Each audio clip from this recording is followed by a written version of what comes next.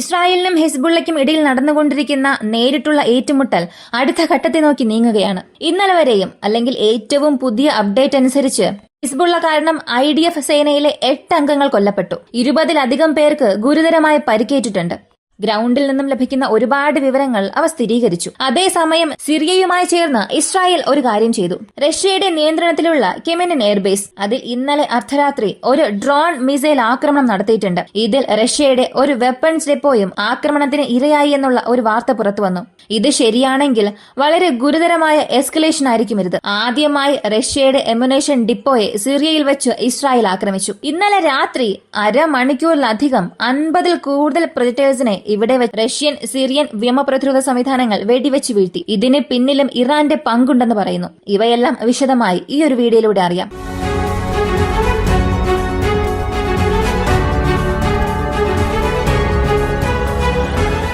ഒന്നാമതായി ഇസ്രായേലിനും ഹിസ്ബുള്ളയ്ക്കും ഇടയിലുള്ള പ്രശ്നങ്ങളെക്കുറിച്ചുള്ള ചെറിയ അപ്ഡേറ്റ് കാണാം. 8 അംഗങ്ങൾ മരിച്ചതായി പറയുന്നു. ഈ തെക്കൻ ലബനൻ പ്രദേശങ്ങളിലാണ് ഈ പ്രശ്നങ്ങളെല്ലാം നടക്കുന്നത്. ഇത് വളരെ അക്രമാസക്തമായ ഒരു ഏറ്റുമുട്ടലാണ്. ഹിസ്ബുള്ള തന്നെ ചില ദൃശ്യങ്ങളെല്ലാം പ്രസിദ്ധീകരിക്കുന്നുണ്ട്.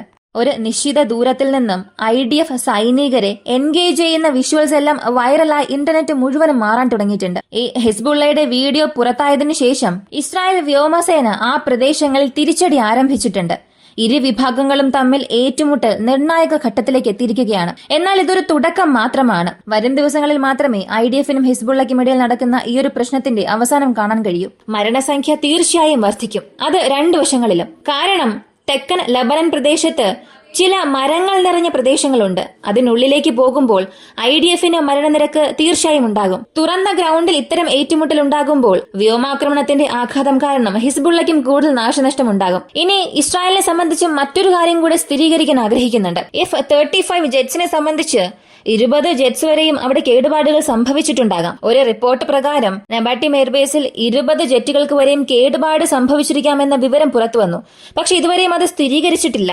എന്നാൽ ഇസ്രായേലിന്റെ ചില വാർത്തകളും പ്രവർത്തനങ്ങളും കാണുമ്പോൾ അത് സത്യമാണോ എന്നുള്ള സംശയം പോലും വരുന്നുണ്ട്. കാരണം അറിയാവുന്നിടത്തോളം ആ പ്രദേശത്ത് മനുഷ്യർക്ക് ഒരു നിയന്ത്രണം ഉണ്ടായിരുന്നു. ആരും അകത്തേക്ക് വരാൻ പാടില്ല. ഫോൺ ക്യാമറ അവിടെ അനുവദനീയമല്ല. അതുപോലെ സാറ്റലൈറ്റ് ചിത്രങ്ങളും അവിടെ സെൻസർ ചെയ്തിട്ടുണ്ടായിരുന്നു. യഥാർത്ഥത്തിൽ ആ എയർബേസിൽ നിന്ന് ഏതൊരു ഉപഗ്രഹ ചിത്രങ്ങളും എടുക്കാൻ പാടില്ല.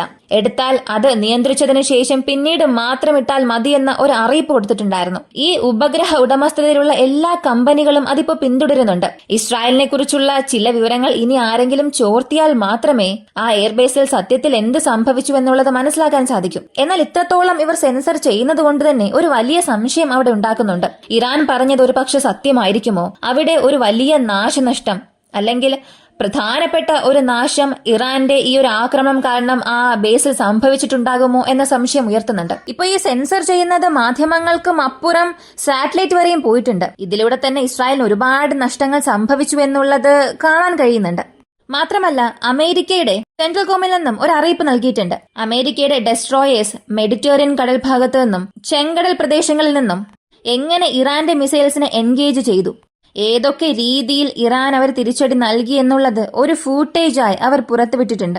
ഇതാണ് ഗ്രൗണ്ടിൽ നടന്നുകൊണ്ടിരിക്കുന്ന പ്രധാനപ്പെട്ട അപ്ഡേറ്റ്സ്. അടുത്ത് വളരെ പ്രധാനപ്പെട്ട വാർത്തയിലേക്ക് വരാം. റഷ്യയുടെ എയർബേസ് കെമിൻ എയർബേസ്. ഈ എയർബേസിനെ ചുറ്റി ഇന്നലെ രാത്രി ഒരു വലിയ ഡ്രോൺ മിസൈൽ ആക്രമണം സംഭവിച്ചു. യഥാർത്ഥത്തിൽ അതിന് മുൻപ് ഖസീം ഫാസ് എന്ന ഇറാന്റെ ഒരു എയർലൈൻ കമ്പനി അവിടെയുള്ള ഒരു പ്ലെയിൻ ഇവിടെ ലാൻഡ് ആകുന്നു. അങ്ങനെ ആ വിമാനത്തിൽ നിന്ന് ഒരുപാട് ചരക്കുകളും ആയുധങ്ങളും റഷ്യയുടെ ബേസിൽ വന്നിറങ്ങി. അതിനുശേഷം ഇറാൻ പിന്തുണയുള്ള ഗ്രൂപ്പുകൾ അല്ലെങ്കിൽ റഷ്യയുടെ സൈന്യം ഇറാന്റെ പിന്തുണയോടുകൂടി സിറിയയിലുണ്ടല്ലോ അവർക്ക് നൽകുക, അല്ലെങ്കിൽ ഹിസ്ബുള്ളയ്ക്ക് ആയുധങ്ങൾ കൈമാറുന്നതും ഈ ഒരു റൂട്ടിലൂടെ തന്നെയാണ്.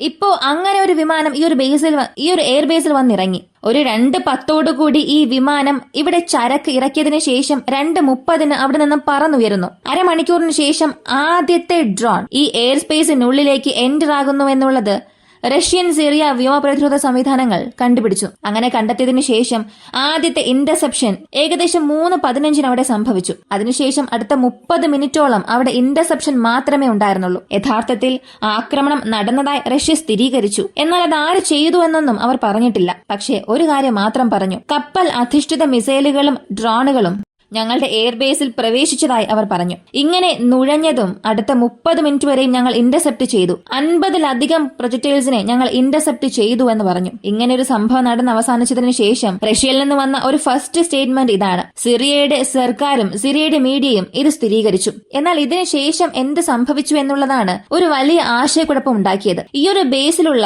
ഒരു വെപ്പൺസ് ഡെപ്പോയെ ഈ ഒരു മിസൈൽ സ്ട്രൈക്കിൽ ആക്രമിച്ചിട്ടുണ്ട്. കാരണം അവിടെ സെക്കൻഡറി എക്സ്പ്ലോഷൻ സംഭവിച്ചതിലൂടെയും അല്ലെങ്കിൽ അവിടെ ഉണ്ടായ ഒരു വലിയ തീപിടുത്തത്തിലൂടെയും അത് മനസ്സിലാക്കാൻ സാധിക്കും. തീർച്ചയായും ഒരു അമ്യുനേഷൻ ഡിപ്പോയെ ആക്രമിച്ചിട്ടുണ്ട് എന്ന്. എന്നാൽ ആ ഒരു വെപ്പൺസ് ഡിപ്പോ റഷ്യയുടെ ബേസിനുള്ളിലുള്ളതാണോ അല്ലെങ്കിൽ റഷ്യൻ ബേസിൽ നിന്നും തൊട്ടടുത്തുള്ള സിറിയൻ പിന്തുണയുള്ള സേനയുടേതാണോ എന്നുള്ളതാണ് ഇവിടെ ഒരു സംശയം തോന്നിപ്പിക്കുന്നത്. ഇത് സത്യത്തിൽ സിറിയൻ ഗവൺമെന്റ് തന്നെ സ്ഥിരീകരിക്കേണ്ടതാണ്. പക്ഷെ അവരത് ഇതുവരെയും ചെയ്തിട്ടില്ല. അവിടെ നിന്ന് വരുന്ന ആദ്യഘട്ട വിവരങ്ങൾ വെച്ച് നോക്കുമ്പോൾ ആ ബേസിന്റെ ലൊക്കേഷനിലുള്ള ഒരു അമ്യുനേഷൻ ഡിപ്പോയാണ് കത്തി നശിച്ചുകൊണ്ടിരിക്കുന്നത്. ഒരു സാരമായ നഷ്ടം അവിടെ സംഭവിച്ചിട്ടുണ്ട്. ഇത് ആര് ചെയ്തിട്ടുണ്ടാകും? ഇതുവരെയും നേരിട്ടുള്ള ഒരു ഏറ്റുമുട്ടൽ എന്നത് റഷ്യയ്ക്കും ഇസ്രായേലിനും ഇടയിൽ സിറിയയിൽ വെച്ചുണ്ടായിട്ടില്ല. കാരണം ഈ രണ്ട് രാജ്യങ്ങൾക്കും ഇടയിൽ ഇൻഡയറക്റ്റായ ഒരുപാട് കരാറുകളുണ്ട്. എന്റെ ഫൈറ്റർ ജെറ്റ്സ് വരുമ്പോൾ നിങ്ങൾ നിങ്ങളുടെ വ്യോമ പ്രതിരോധ സംവിധാനം ഒന്നും സജീവമാക്കരുത് എന്നുള്ളത് ഒരു പ്രധാനപ്പെട്ട കരാറാണ്. കാരണം റഷ്യയുടെ എയർ ഡിഫൻസ് സിസ്റ്റം ഉള്ള സോണിൽ ഇസ്രായേലിന്റെ ഒരുപാട് വിമാനങ്ങൾ വന്നു പോകാറുണ്ട്. F-16, F-15, ചില സമയങ്ങളിൽ F-35 വന്നു പോകാറുണ്ട്. ആ സമയത്ത് ഈ രണ്ട് രാജ്യങ്ങളും തമ്മിൽ ഇവർക്കുള്ളിലെ ഒരു മ്യൂച്വൽ ഇൻട്രസ്റ്റ് കാരണം ഇത്രയും ദിവസം എയർ ഡിഫൻസ് സിസ്റ്റം ആക്ടിവേറ്റ് ചെയ്തിട്ടില്ലായിരുന്നു. പക്ഷെ ഒരാഴ്ചയ്ക്ക് മുൻപ് ഒരു കാര്യം ഞാൻ പറഞ്ഞിരുന്നു. ഇസ്രായേൽ അവിടെ സ്ട്രൈക്ക് ചെയ്യാൻ ശ്രമിച്ചുവെന്ന്. ആദ്യമായി സിറിയയിൽ വെച്ച് ഇസ്രായേലിന്റെ മിസൈൽസിനെ റഷ്യ ഡിഫെൻഡ് ചെയ്തുവെന്ന്. ഇപ്പൊ വീണ്ടും അതുപോലൊരു സംഭവമാണ് നടന്നത്. അത് റഷ്യ ഇന്റർസെപ്റ്റ് ചെയ്തു. പക്ഷേ ഇസ്രായേൽ ഇതിനായിട്ടുള്ള ഒരു ഉത്തരവാദിത്വം ഏറ്റെടുക്കുന്നില്ല. ഇന്റർസെപ്റ്റ് ചെയ്യുക എന്നതിനപ്പുറം അവിടെ ഒരു ഡയറക്റ്റ് ഹിറ്റ് തന്നെ സംഭവിച്ചിട്ടുണ്ട്. ഇതൊരു വലിയ എസ്കലേഷനാണ്. ഇതിന് ഇസ്രായേൽ ഉത്തരവാദിത്തം ഏറ്റെടുക്കാനേ പോകുന്നില്ല. പക്ഷേ അനുകൂല ടെലഗ്രാം ചാനൽസും ചില സർക്കാർ കേന്ദ്രീകൃത ടെലഗ്രാം ചാനൽസ് എല്ലാം ഇത് സ്ഥിരീകരിച്ചിട്ടുണ്ട്. സിറിയയിലുള്ള ടാർഗറ്റ്സിനെ ആക്രമിച്ചത് ഇസ്രായേലാണെന്ന്. കാരണം ഹിസ്ബുള്ളയ്ക്ക് ഈ ആയുധങ്ങൾ ഇറാനിൽ നിന്നും വന്ന് റഷ്യയുടെ ബേസിൽ വന്നിറങ്ങുകയും അവിടെ നിന്നാണ് ഹിസ്ബുള്ളയുടെ ലൊക്കേഷൻസിലേക്ക് പോവുക.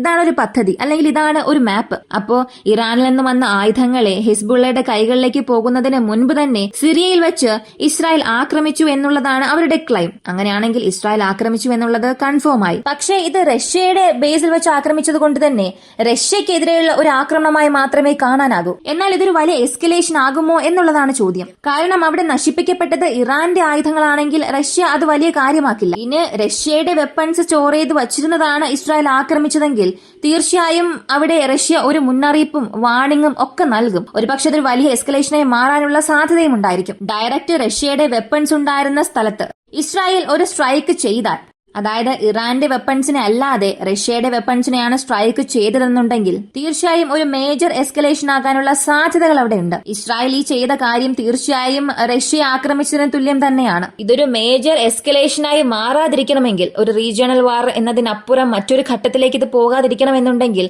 ഇസ്രായേൽ ഇങ്ങനെ ഡയറക്റ്റ് റഷ്യയുടെ ബേസിസിനെ ലക്ഷ്യം വയ്ക്കാതിരിക്കുന്നതായിരിക്കും നല്ലത്. ഇനി ഒരു യുദ്ധത്തെ ഇത് പ്രൊവോക്ക് ചെയ്തു, റഷ്യയെ നേരിട്ട് ആക്രമിച്ചു എന്നുണ്ടെങ്കിൽ ഈ പ്രശ്നങ്ങൾ അതിനുശേഷം മറ്റൊരു രീതിയിലായിരിക്കും പോവുക.